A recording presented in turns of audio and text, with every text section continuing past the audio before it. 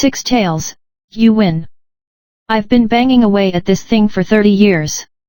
I think the simple math is, some projects work and some don't.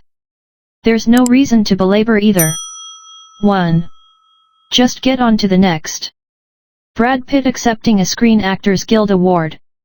Heinz Berggruen fled Nazi Germany in 1936. He settled in America, where he studied literature at UC Berkeley. By most accounts he did not show particular promise in his youth. But by the 1990s Berggruen was, by any measure, one of the most successful art dealers of all time. In 2000 Berggruen sold part of his massive collection of Picassos, Braques, Clays, and Matisses to the German government for more than 100 million euros. It was such a bargain that the Germans effectively considered it a donation. The private market value of the collection was well over a $1 billion. That one person can collect huge quantities of masterpieces is astounding. Art is as subjective as it gets. How could anyone have foreseen, early in life, what were to become the most sought-after works of the century? You could say skill. You could say luck. The investment firm Horizon Research has a third explanation. And it's very relevant to investors. The great investors bought vast quantities of art, the firm writes superscript 1a. Subset of the collections turned out to be great investments, and they were held for a sufficiently long period of time to allow the portfolio return to converge upon the return of the best elements in the portfolio. That's all that happens. The great art dealers operated like index funds.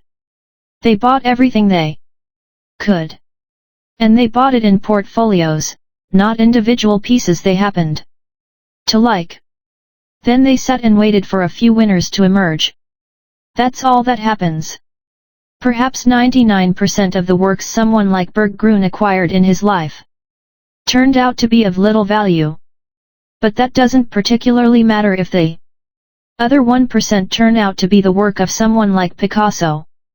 Berggruen could be wrong most of the time and still end up stupendously right. A lot of things in business and investing work this way. Long tails, the farthest ends of a distribution of outcomes, have tremendous influence in finance, where a small number of events can account for the majority of outcomes. That can be hard to deal with, even if you understand the math. It is not intuitive that an investor can be wrong half the time and still make a fortune. It means we underestimate how normal it is for a lot of things to fail, which causes us to overreact when they do. Steamboat Willie put Walt Disney on the map as an animator. Business success was another story. Disney's first studio went bankrupt. His films were monstrously expensive to produce, and financed at outrageous terms. By the mid-1930s Disney had produced more than 400 cartoons. Most of them were short, most of them were beloved by viewers, and most of them lost a fortune.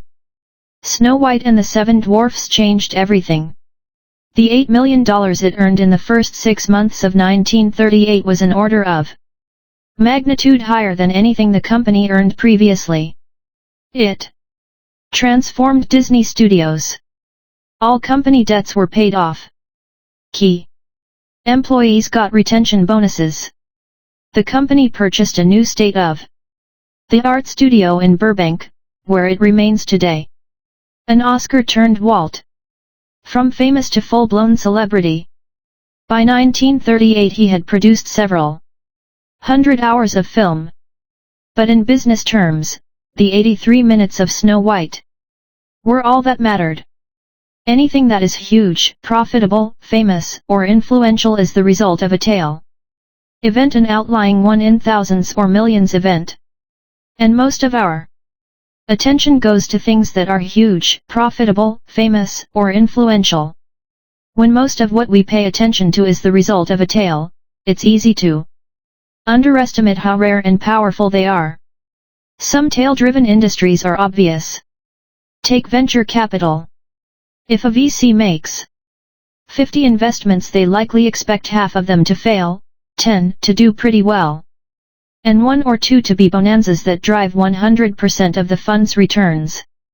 Investment firm Correlation Ventures once crunched the numbers superscript 2 out of more than 21,000 venture financings from 2004 to 2014. 65% lost money. 2.5% of investments made 10x 20x. 1% made more than a 20x return. 0.5% about 100 companies out of 21,000 earned 50x or more. That's where the majority of the industry's returns come from. This, you might think, is what makes venture capital so risky. And everyone investing in VC knows it's risky. Most startups fail and the world is only kind enough to allow a few mega successes. If you want safer, predictable, and more stable returns, you invest in large public companies. Or so you might think. Remember, tails drive everything. The distribution of success among large public stocks over time is not much different than it is in venture capital. Most public companies are duds, a few do well, and a handful become extraordinary winners that account for the majority of the stock market's returns. J.P. Morgan Asset Management once published the distribution of returns for the Russell 3000 Index, a big, broad collection of public companies since 1980. Superscript 2 Superscript 1. 40% of all Russell 3000 stock components lost at least 70% of their value and never recovered over this period.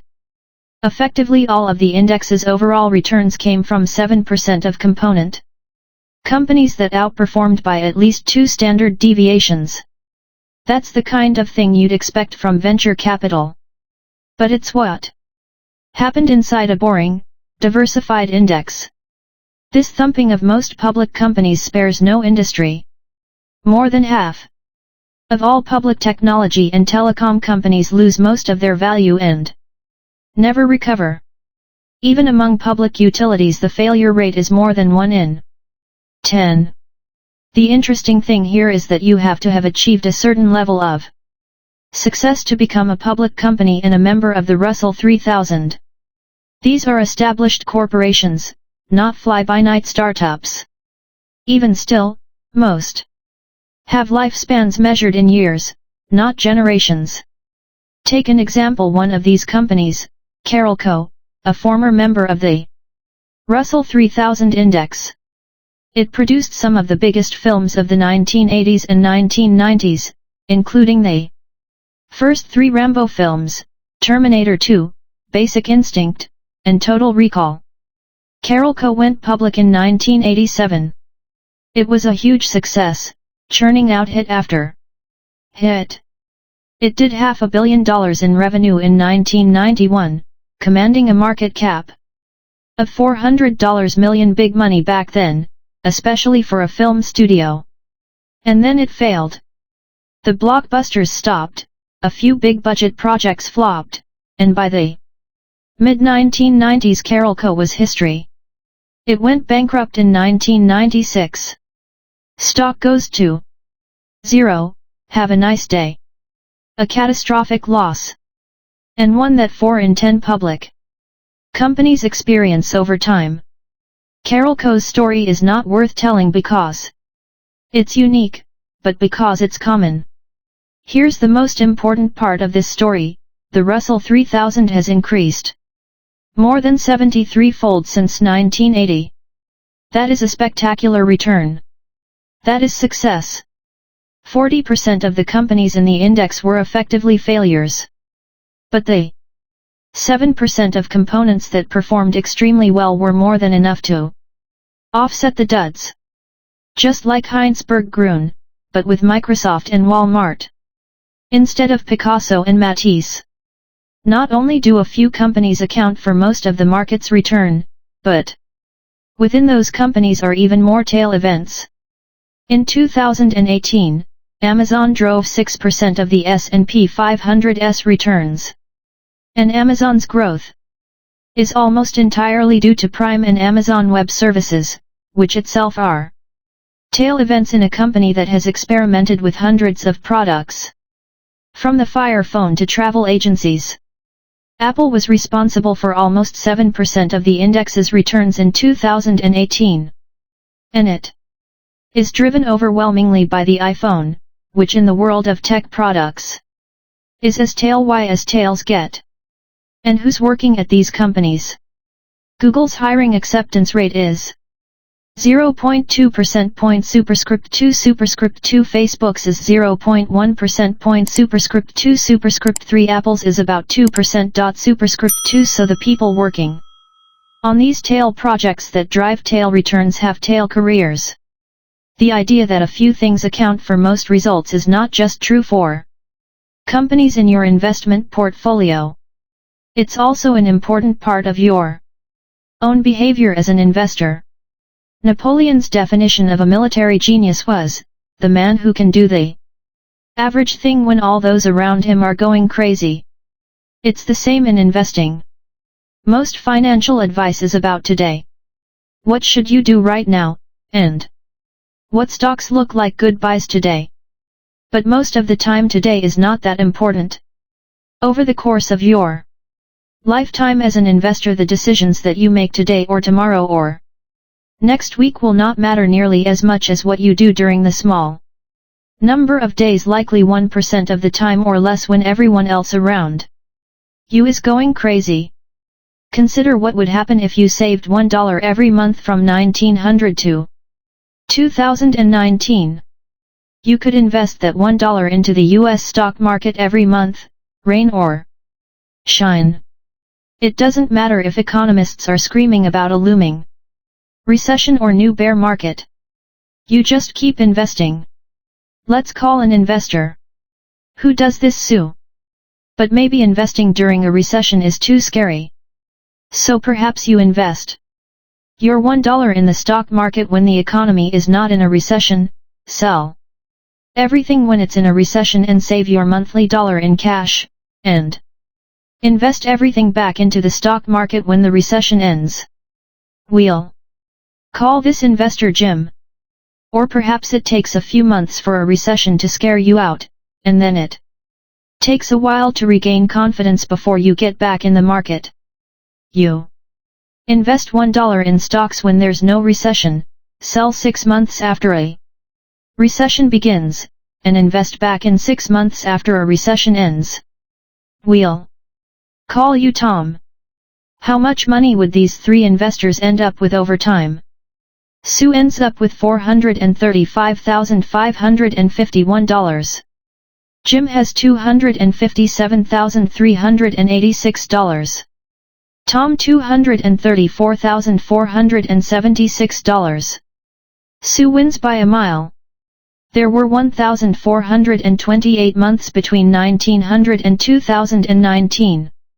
Just over 300 of them were during a recession. So by keeping her cool during just the 22% of the time the economy was in or near a recession, Sue ends up with almost 3/4 more money than Jim or Tom. To give a more recent example, how you behaved as an investor during a few months in late 2008 and early 2009 will likely have more impact on your lifetime returns than everything you did from 2000 to 2008. There is the old pilot quip that their jobs are hours and hours of boredom, punctuated by moments of sheer terror. It's the same in investing. Your success as an investor will be determined by how you respond to punctuated moments of terror, not the years spent on cruise control. A good definition of an investing genius is the man or woman who can do the average thing when all those around them are going crazy. Tails drive everything. When you accept that tails drive everything in business, investing, and finance, you realize that it's normal for lots of things to go wrong, break, fail, and fall. If you're a good stock picker, you'll be right maybe half the time. If you're a good business leader, maybe half of your product and strategy. Ideas will work. If you're a good investor, most years will be just okay, and plenty will be bad. If you're a good worker, you'll find the right company in the right field after several attempts and trials. And that's if you're good. Peter Lynch is one of the best investors of our time. If you're terrific in this business, you're right 6 times out of 10, he once said. There are fields where you must be perfect every time. Flying a plane, for example. Then there are fields where you want to be at least pretty good. Nearly all the time. A restaurant chef, let's say. Investing, business, and finance are just not like these fields. Something I've learned from both investors and entrepreneurs is that no one makes good decisions all the time. The most impressive people are packed full of horrendous ideas that are often acted upon. Take Amazon. It's not intuitive to think a failed product launch at a major company would be normal and fine. Intuitively, you'd think the CEO should apologize to shareholders.